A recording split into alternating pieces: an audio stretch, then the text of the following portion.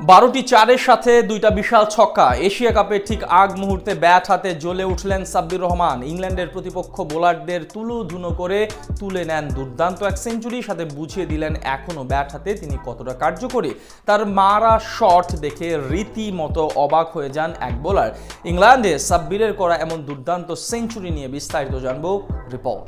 সামনেই বাংলাদেশ দলের জন্য অপেক্ষা করছে টি-20 এশিয়া কাপ। ঠিক তার আগ মুহূর্তে সাব্বির রহমানের ভক্তরা সরব হয়েছিলেন তাদের প্রিয় তারকাকে দলে ফেরাতে।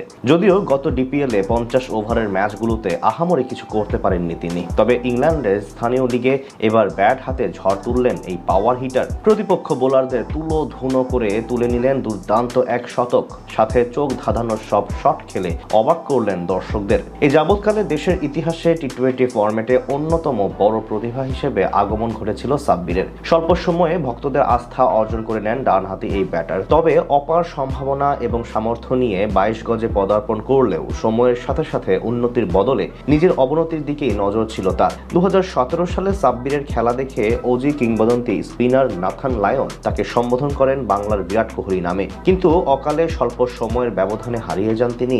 তার ভক্তরা অবশ্য এখনো স্বপ্ন দেখেন তাদের প্রিয় তারকা আরো একবার ফিরবেন সেই পুরনো ছন্দে। এবার সেই আশার পালে নতুন করে যেন হাওয়া দিলেন সাব্বির। দীর্ঘদিন পর ব্যাট হাতে সেঞ্চুরির দেখা পেলেন এই ক্রিকেটার। বর্তমানে ইংল্যান্ডের এনসিএল প্লাটিনাম এলিট ডিভিশন লিগে কুমিল্লা ওয়ারিয়র্সের হয়ে খেলছেন সাব্বির। সেখানে সময়টা বেশ ভালোই কাটাচ্ছেন তিনি, যার ধারাবাহিকতায় এবার ঝড় তুললেন 22 গজে। এদিন জিএনজি সানডের বিপক্ষে আগে ব্যাট করতে নামে তার দল। মাত্র 53 রানে 3 উইকেট হারিয়ে বেশ ভালোই বিপদে পড়েছিল কুমিল্লা। সেখান থেকে হাল ধরেন সাব্বির রহমান। শুরুতে কিছুটা ধীরগতির হলেও সময়ের সাথে সাথে পাল্লা দিয়ে আক্রমণাত্মক হতে থাকেন তিনি। পুরো ইনিংসে 12টি চারের সাথে 2টি দৃষ্টিনন্দন ছক্কা আসে তার ব্যাট থেকে। শেষ পর্যন্ত 93 বলে 107 রানের দুর্দান্ত ইনিংস খেলে অপরাজিত থেকে মাঠ ছাড়েন এই পাওয়ার হিটার, যার সুবাদে নির্ধারিত 40 ওভার শেষে তার দল পুঁজি পায় 257 রানের। পুরো ম্যাচে বেশ কয়েকটি নিখুঁত শট খেলেন তিনি, যা দেখে অবাক হন প্রতিপক্ষ বোলাররাও।